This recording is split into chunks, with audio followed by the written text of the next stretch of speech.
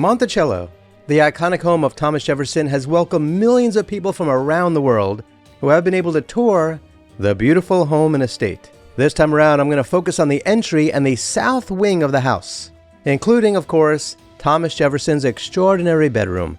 Now let's begin our journey. The entry portico of Monticello, specifically the east portico, is the grand gateway to Thomas Jefferson's home and a testament to his architectural ingenuity. As the primary entrance for visitors today, and for many of Jefferson's guests during his lifetime, it's where you first step into the world he envisioned. The east portico is a two-story, open structure projecting from the eastern facade of Monticello. It's supported by four sturdy brick columns in the Tuscan style, which nod to Jefferson's love of classical Roman architecture. The portico shelters the main entrance door and serves as a transitional space between the lush Virginia landscape and the interior of the house. It's both practical, offering shade and protection, and symbolic, embodying Jefferson's ideals of order, beauty, and innovation. One of the portico's standout features is Jefferson's 7-day great clock, a mechanical masterpiece he designed with Philadelphia clockmaker Thomas Voigt around 1792. This face is minimalist, featuring a single-hour hand, that's because Jefferson deemed minute hands superfluous for daily life, and Roman numerals for the hours. From here, you're poised to step through the door into the entrance hall, where President Jefferson's world unfolds further. I think I'm just going to refer to him as President Jefferson from now on. What do you think? After all, he wasn't the only Jefferson in the family. Then again, we call Trump Trump, don't we? Well, whatever. President Jefferson it is. Even though, of course, he wasn't always president while living there. But it'll just make it simpler. Plus, he deserves to be called President Jefferson, doesn't he? Most people just refer to him as Thomas Jefferson, and he deserves more respect than that. The entrance hall is a spacious rectangular room with a high ceiling that reaches nearly 18 feet. It's bathed in natural light from a large fanlight window above the entrance door and additional windows along the eastern wall. This room was where President Jefferson greeted guests. Everyone from local farmers to dignitaries like the Marquis de Lafayette. Some people I think say Marquess, right? What do you say, Marquess? Seems weird, right? I mean, it looks like that's how you say it, right? Marquess, Marquise. But I think most people say Marquis de Lafayette. So who knows? Do you speak French? Let me know in the comments below how you would pronounce it. It also doubled as a waiting area when he was occupied elsewhere in the house. The centerpiece of the entrance hall is the interior face of Jefferson's great clock, a continuation of the mechanism you first see from the east portico outside. Mounted above the door on the western wall, this clock is a functional marvel, which I talk about elsewhere. The entrance hall doubles as a curated exhibit of Jefferson's world, filled with artifacts that serve both educational and diplomatic purposes. The walls and tables are adorned with an eclectic mix: Native American artifacts like bows and arrows and peace pipes, many sent by Lewis and Clark from their expedition, antlers and bones of prehistoric animals, Revolutionary War relics, and European maps and engravings. Busts of notable figures like Voltaire, Alexander Hamilton, and Jefferson himself sit on shelves or tables. A large map of Virginia drawn by Jefferson's father, Peter, often hung prominently. Along the northern and southern walls, at about 10 feet high, runs a narrow walkway, lined with a simple railing that links the entrance hall to the second floor bedrooms and private quarters.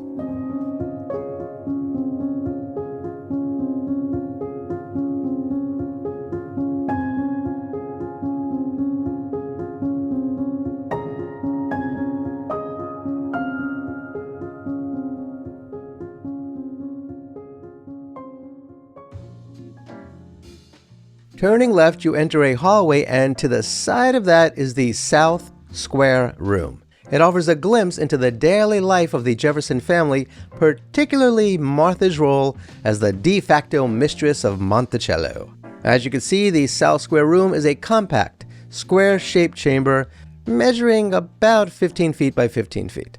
Martha Jefferson Randolph, Jefferson's eldest daughter, was a central figure at Monticello, especially after the death of her mother, also named Martha, in 1782. As Jefferson never remarried, Martha took on significant responsibilities, particularly during her father's retirement years when she and her family lived at Monticello. The South Square room is traditionally identified as a space that she used as an office and as a sitting room. This room also had an alcove bed when the space was used as a bedroom for guests.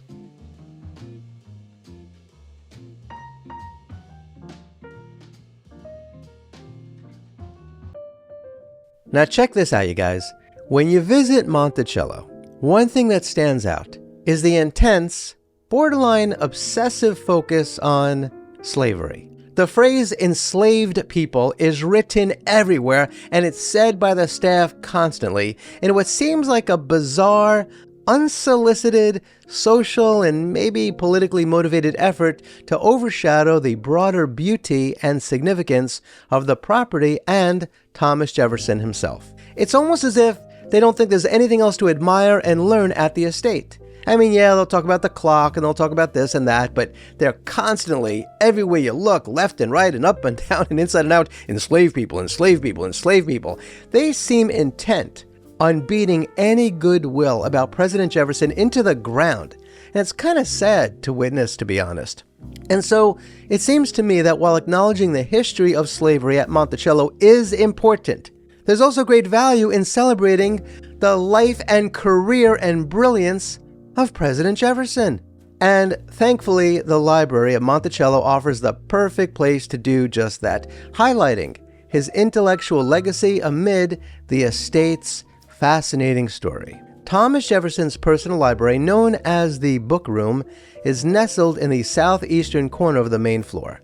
This intimate space, where he housed his extraordinary collection of books, was both a retreat for his intellectual passions and a cleverly positioned vantage point that kept him attuned to the activity of the estate. Its design, including glass doors opening to a hallway, reflects President Jefferson's blend of accessibility and openness, though it left him with little privacy. The room's walls, originally plastered and painted probably a soft hue like pale green or yellow, were lined with bookshelves holding his vast library, around 6,700 volumes by 1815, when he sold them to replenish the Library of Congress after its destruction in the War of 1812. A fireplace on the north wall provided warmth, and the wooden floor added a simple elegance. This was Jefferson's haven for reading, reflection, and correspondence, surrounded by works on science, law, philosophy, and more.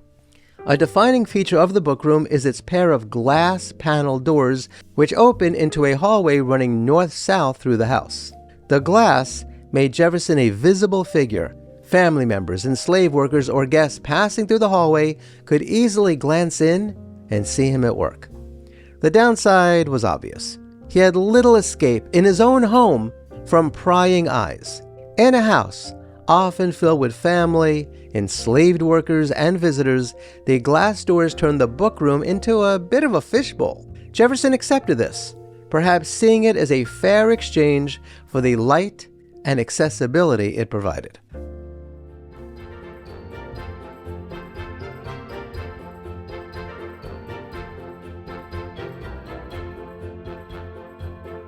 We now enter Jefferson's cabinet, also known as a study or a private office.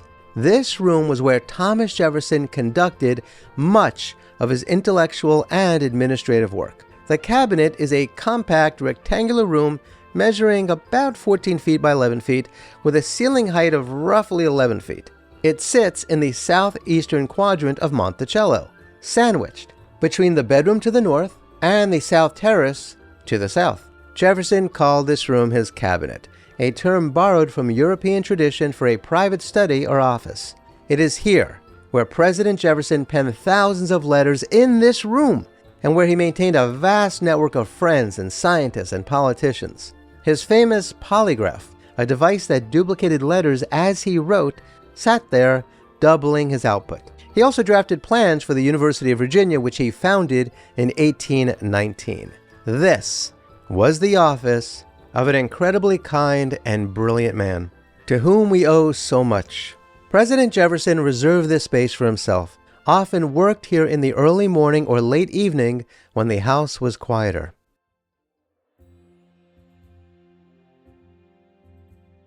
We now enter Thomas Jefferson's bedroom. This is a deeply personal space within his private suite. It offers a window into his daily life, habits, and the strict social conventions of his time as a Southern gentleman.